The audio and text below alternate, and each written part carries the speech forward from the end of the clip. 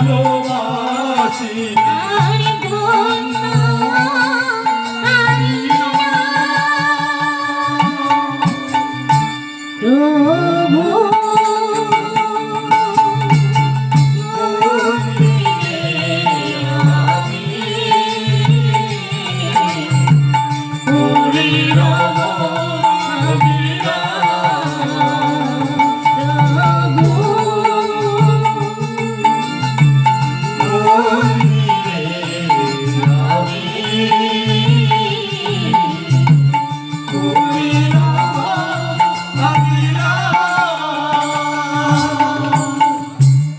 সেই মরিয়ম কি বলছে?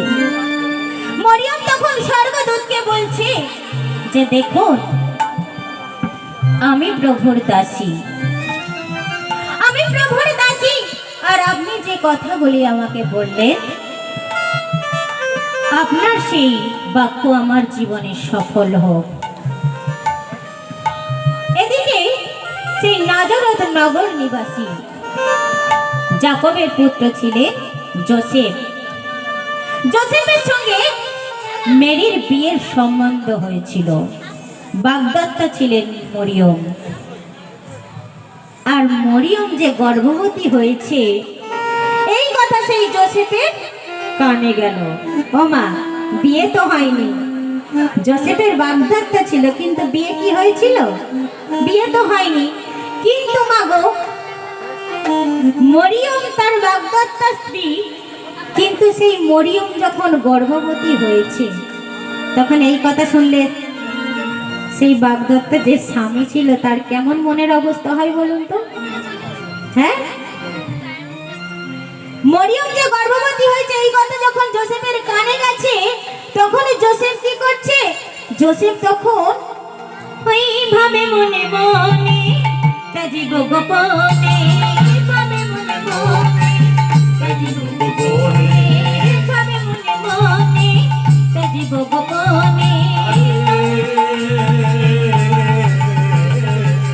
ভাবে মনে মনে তাজিব গোপনে, ভাবে মনে মনে তাজিব গোপনে। লবণ মেরির ঘরে ঘরে, লবণ মেরির ঘরে, লবণ মেরির ঘরে, লবণ মেরির ঘরে,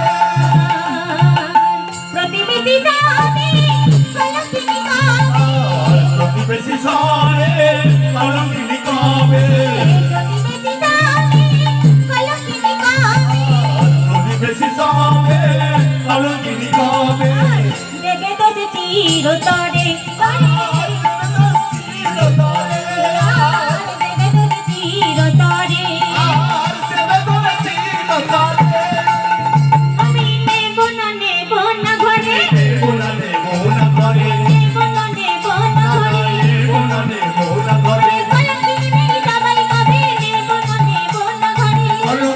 সবাই কবে নেব না নেব না ঘরে,